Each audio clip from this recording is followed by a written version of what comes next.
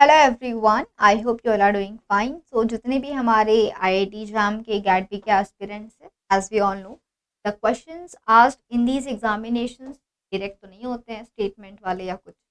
आपको पूछा जाता है एमसीक्यूज के फॉर्मेट में। आईआईटी जैम देख लो तो एमएसक्यूज, एनएटी, ये सारे पैटर्न में क्वेश्चंस पूछे जाते हैं। तो फिलहाल आपको हम करवा रहे हैं practice of these MCQs questions. Daily आपको जाना है बच्चों ऐप में और जाके डेली उन क्वेश्चंस को ट्राई करना है खुद। इसके पहले कि आप यहाँ पे आके सॉल्यूशंस को देखो, तो मैं तो आपको बता ही दूंगी क्वेश्चन को कैसे सॉल्व करना है, जल्दी सॉल्व करना है। पर आपको पहले क्वेश्चन को खुद से ट्राई भी करना है। जब आप इन क्वेश्चन को खुद से ट्राई करोगे तो आपको समझ में आएगा कि भाई क्या टेक्निक इस्तेमाल करनी थी, क्या ट्रिक था इसमें। ये सारी बातें आप खुद के बारे में सीख सकते हो, खुद की पूरी प्लानिंग कर सकते हो कि भाई पेपर को हमको किस तरीके से सॉल्व करना है। जानते हैं क्या सवाल पूछा गया था। The first question, the order of electron carriers of electron transport chain based on their increasing order of the standard reduction potential। ठीक है, क्या बोला है? Increasing order of their standard reduction potential. भाई इलेक्ट्रॉन ट्रांसपोर्ट चेन हमेशा एक उस direction से ही क्यों चलता है? ऐसा क्यों नहीं हो सकता है कि डायरेक्टली इलेक्ट्रॉन्स हम कॉम्प्लेक्स 1 से डायरेक्टली 4 तक भेज दें? क्यों ना हम 2 से डायरेक्टली साइटोक्रोम सी को इलेक्ट्रॉन्स दे के हम दे दें BC1 ऑक्सीडेज तक, या फिर वहां से हम लेके हमारा जो लास्ट कॉम्प्लेक्स रहता है वहां पे दे दें, साइटोक्रोम सी रिडक्टेज को डायरेक्टली दे दें। ऐसा नहीं होता है। ऑक्सीजन हमेशा अल्टीमेट इलेक्ट्रॉन एक्सेप्टर ही रहता है। क्यों वो डायरेक्टली किसी और से इलेक्ट्रॉन नहीं ले सकता? क्योंकि जितने भी मॉलिक्यूल्स पार्टिसिपेट करते हैं हमारे इलेक्ट्रॉन ट्रांसपोर्ट चेन में, वो सारे मॉलिक्यूल का होता है बच्चों एक स्टैंडर्ड रिडक्शन पोटेंशियल। और ये जो मॉलिक्यूल्स है जिनका देखने को मिलता है बच्चों हमको ये स्टैंडर्ड रिडक्शन पोटेंशियल, ये एक तरीके से ही काम करते हैं।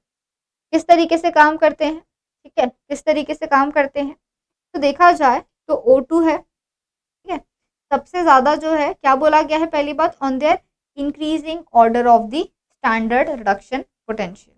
ठीक है, मतलब कि ये लोवेस्ट रहेगा एंड इस तरफ हमको हाईएस्ट नजर आएगा। तो बेसिकली इलेक्ट्रॉन कहाँ से कहाँ आता है? ठीक है, कहाँ से कहाँ इलेक्ट्रॉन आता है?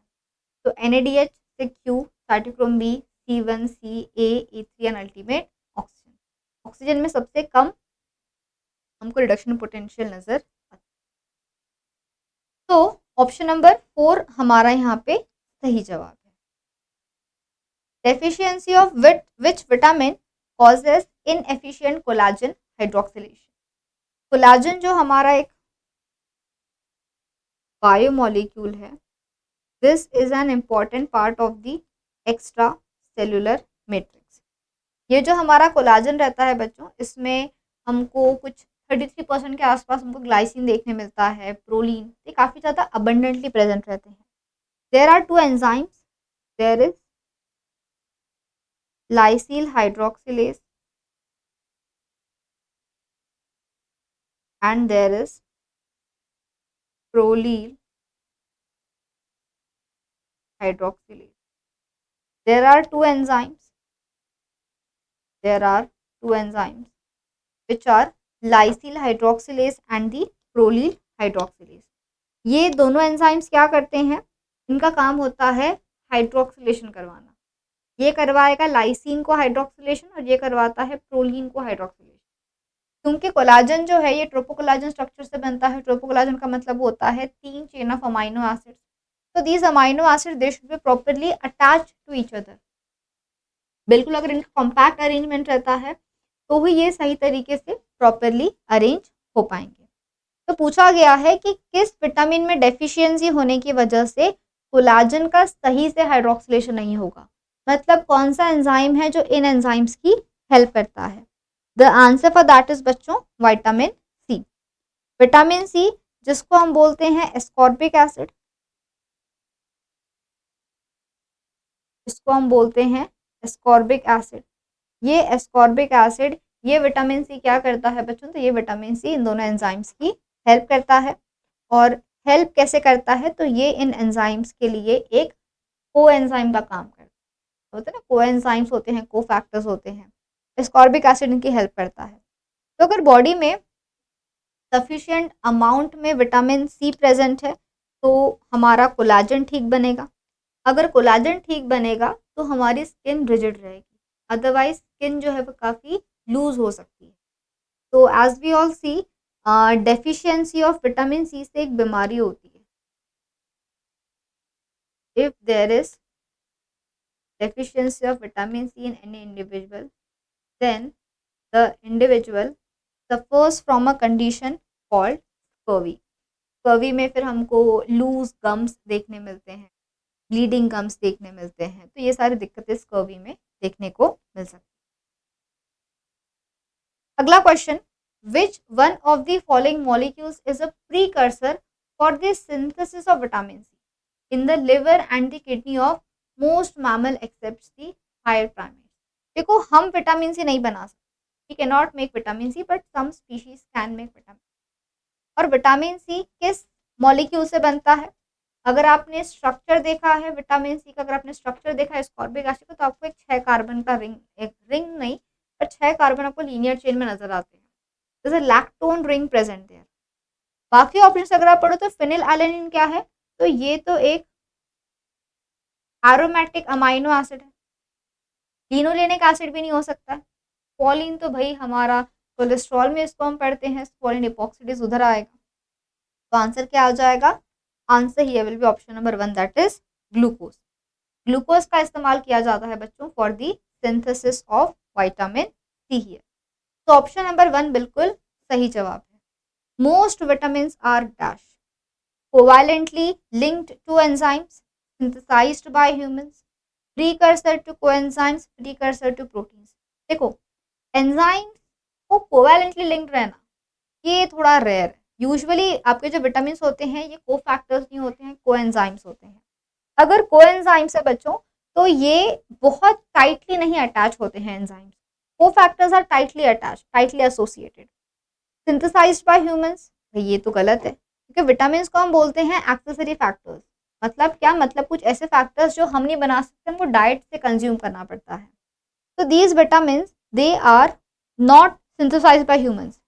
गलती से एक विटामिन तो हम बनाते थे, मतलब गलती से तो नहीं पर हाँ एक विटामिन हम बना सकते हैं, विटामिन डी, तो बेचारे को विटामिन के कैटेगरी में ही नहीं रखा जाता है। फिर इसको क्या बोला जाता है? इसको फिर सूडो विटामिन बोलते हैं। इसको हम ज़रूर पढ़ते हैं विटामिन में, बट इसकी बात करें तो उसको सूडो विटामिन बोलते हैं क्योंकि ये कैसा विटामिन है कि डाइट के बिना भी ह्यूमन बींग्स बना ले रही है। तो they are synthesized by humans, ये बात तो गलत है। प्रीकर्सर टू कोएंजाइम्स, हाँ ये बात हो सकता है ना, क्योंकि देखा जाए तो विटामिन B1 जो थायमीन है उससे बनता है थायमीन पायरोफॉस्फेट, राइबोफ्लेविन से बनता है हमारा FMN FAD, निकोटिनिक निकोटिनामाइड उससे बनता है फिर हमारा NAD बनता है, NADP बनता है। हमारा विटामिन सी वो भी कोएंजाइम बनाता है। तो ये बात बिल्कुल सही है कि जो भी हमारे ये एंजाइम्स हैं, चाहे विटामिन B12 हो, B9 हो, ये सारे के सारे क्या करते हैं बच्चों? तो ये अलग अलग कोएंजाइम्स के फॉर्म में हमारे एंजाइम्स की हेल्प करते हैं। तो option number 3 is the correct answer. Which of the following proteins do not represent quaternary structure? देखो, क्वाटरनरी स्ट्रक्चर किस में देखने को मिलता है? जितने भी मल्टीमरिक प्रोटीन्स रहते हैं उस मल्टीमरिक प्रोटीन का जो अल्टीमेट स्ट्रक्चर रहता है वो क्वाटरनरी स्ट्रक्चर रहता है। अगर आप सारे स्ट्रक्चर्स को देखो, इनमें से जो मायोग्लोबिन है सिर्फ ये है मोनोमेरिक, और अगर ये मोनोमेरिक है then it will not and it will never represent और give a quaternary structure. Myoglobin एक प्रोटीन रहता है जो हमारे मसल्स में पाया जाता है, जो ऑक्सीजन को होल्ड करके रखता है, कैरी नहीं करेगा, ये होल्ड करेगा। ठीक है, ऑक्सीजन हाँ कैरिंग भी बोल सकते पर ये घूमता फिरता नहीं। जैसे हमारा रेड ब्लड सेल्स का काम क्या होता है? ऑक्सीजन को डोनेट करते चलना, पर इसकी एफिनिटी बहुत होती है, बहुत प्यार होता है इसको ऑक्सीजन से। ये सिर्फ एक मायोग्लोबिन एक ही ऑक्सीजन को होल्ड करेगा पर उसको जल्दी से रिलीज नहीं करता है। वो अगर बहुत एक्सट्रीम कंडीशंस आएगी तभी अपने ऑक्सीजन को वो डोनेट करता है। So I hope the questions are clear to everyone. ऐसे ही बढ़िया कॉन्सेप्ट वाले क्वेश्चंस, अच्छे लेवल के क्वेश्चंस डेली आप लोगों के लिए आप में अपलोड किए जा रहे हैं बच्चों। तो जाके आप ज़रूर सारे क्वेश्चन को चेक कीजिए। मुझे लगता है लगभग अभी 350 से 400 क्वेश्चंस आप लोग के लिए अवेलेबल है। पुराने क्वेश्चंस भी आपको अभी भी नज़र आएंगे टेस्ट के फॉर्मेट में, तो जाके आप ज़रूर उनको सॉल्व करें। IIT JAM BT का जो पूरा क्वेश्चन पेपर है, that whole question paper is also available in the form of a test. तो जाके आप उसको भी सॉल्व करो, देखो कि मिक्स क्वेश्चंस को आप किस तरीके से सॉल्व कर रहे हो, क्या स्ट्रेटेजी है ए बी और सी सॉल्व करने की। So go and check all those exclusive things. Okay, कोई डाउट है, दिक्कत है, put it in the comment box. Have a great day and a very happy learning.